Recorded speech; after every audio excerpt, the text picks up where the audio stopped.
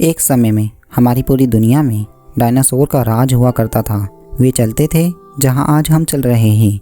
इसी धरती पर सांसें ली और इसी धरती पर कई लड़ाइयाँ लड़ी। इन दैत्याकार बड़े विचित्र डायनासोर ने करीब 14 करोड़ साल तक इस धरती पर राज किया। इन डायनासोर की हजारों प्रजातियां हुआ करती थी। इनमें से कुछ शाकाहारी थे तो वहीं कुछ मांसाहारी। कुछ डायनासोर बहुत ही शांत स्वभाव के हुआ करते थे तो वहीं कुछ डायनासोर बहुत ही हिंसक और खतरनाक हुआ करते थे। डायनासोर उस समय के सबसे सफल जीव थे, लेकिन अचानक ऐसा क्या हुआ? ऐसी कौन सी घटना घटी जिसे इन डायनासोर का नामो निशान तक मिट गया? आज के इस एपिसोड में हम आपको बताएंगे कि आखिर डायनासोर का अंत कैसे हुआ।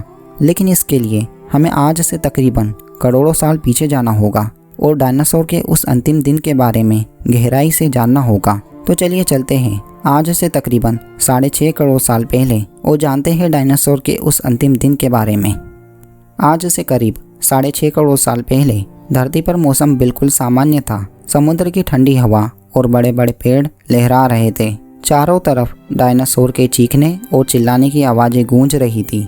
जब डायनासोर की सारी प्रजाति बड़े आनंद से अपना जीवन गुजार रहे थे, तब शायद 10 करोड़ साल पहले ही इनकी किस्मत लिखी जा चुकी थी। 10 करोड़ साल पहले एक छोटा सा एस्टेरॉयड का टुकड़ा जो सुदूर अंतरिक्ष से आ रहा था और वहां पृथ्वी से लगभग 20 किलोमीटर दूर क्षुद्र ग्रह में बने एक छोटे से एस्टेरॉयड से जा टकराता है। इस टकराव से उस बड़े एस्टेरॉयड की दिशा बदल जाती है और वहां शुद्ध ग्रह से निकलकर सीधे पृथ्वी की ओर 22,000 मील प्रति घंटे की स्पीड से बढ़ने लगता है। जब ये एस्टेरॉयड पृथ्वी से 3,84,000 किलोमीटर की दूरी पर था, तब शायद धरती से डायनासोर का अंत ना हुआ होता यदि ये एस्टेरॉयड पृथ्वी के उपग्रह चांद से टकरा जाता।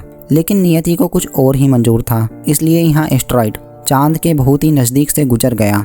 40 किलोमीटर बड़ा ये एस्टेरॉयड का टुकड़ा हर सेकंड पृथ्वी के नज़दीक बढ़ रहा था। जब ये एस्टेरॉयड पृथ्वी के वातावरण के संपर्क में आया, तब इसकी रफ्तार एकाएक बढ़ गई। उस वक्त इसकी रफ्तार 70,000 किलोमीटर प्रति घंटा हो गई थी। पृथ्वी के वातावरण में घुसते ही ये एस्टेरॉयड का टुकड़ा घर्षण के कारण एक बड़े आग के गोले में बदल जाता है। इसकी रफ्तार इतनी ज़्यादा थी कि सिर्फ 4 मिनट में इसने अटलांटिक महासागर को पार कर लिया।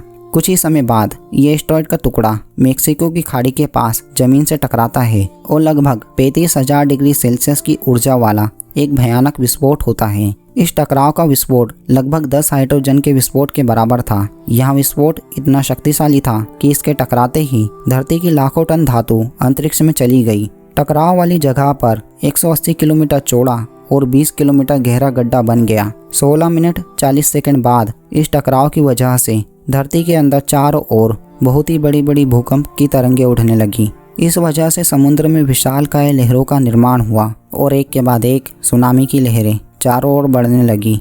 भूकंप के कारण धरती पर मौजूद सभी सक्रिय ज्वालामुखी बाहर निकल गए, जिसकी वजह से हर जगह पर डायनासोर और कई सारे जीवों का विनाश शुरू हो गया। धरती के महाविनाश की प्रोसेस शुरू हो गई थी। इस भयानक विस्फोट से रेडिएशन की मात्रा इतनी बढ़ गई थी कि इसके 800 किलोमीटर के दायरे में आने वाले सभी जीव पूरी तरह से जलकर खत्म हो गए। अब आपके मन में सवाल आ रहा होगा कि उड़ने वाले डायनासोर तोड़कर बच निकले होंगे, तो वो आखिर खत्म कैसे हुए? तो हम आपको बता ही देते हैं। उड़ने वाले डायनासोर जमीन पर से तो बच निकले थे, लेकिन जो मेटल पृथ्वी से अंतरिक्ष में गया था वो ग्रेविटी के कारण आग के गोले बनकर पृथ्वी पर बरसने लगा, जिससे सारे उड़ने वाले जीव हवा में ही खत्म हो गए। विस्फोट के 40 मिनट बाद पृथ्वी का वातावरण 100 डिग्री से भी ज़्यादा बढ़ गया, जिससे पेड़ पौधे वनस्पति सहित सारे जीव खत्म हो गए। विस्फोट के 90 मिनट बाद तापमान 200 डिग्री के भी ऊपर चला गया, जिसकी वजह से जो डायनासोर या अन्य जीव विस्फोट के इलाके से हजारों मील दूर थे, वो भी इसकी गर्मी से बच नहीं पाए। इस महाप्रलय की वजह से पृथ्वी पर से लगभग 90% प्रजाति लुप्त हो चुकी थी और जो 10% प्रजाति बच गई थी, उनमें से भी सिर्फ वही जीव जिंदा रह सके जिनका वजन 25 किलोग्राम से कम था। इसका कारण ये था कि इस महाप्रलय की वजह से धरती पर से सभी मात्रा में वनस्पति और जीव नष्ट हो चुके थे, जिनकी वजह से ये जानवर अपना पेट नहीं भर सकते थे और डायनासोर का काल खत्म हो गया। ये महाप्रलय नए और छोटे जीवों के लिए बहुत ही लाभदायक था। इस महाप्रलय में मेमल्स जैसी प्रजाति बच गई थी, लेकिन आखिर ये मेमल्स क्या थे और कैसे बच गए?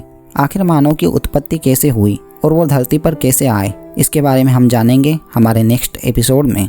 तब तक के लिए आप लोग हमारे इस वीडियो को ज़्यादा से ज़्यादा लोगों के साथ शेयर करें। Thanks for watching.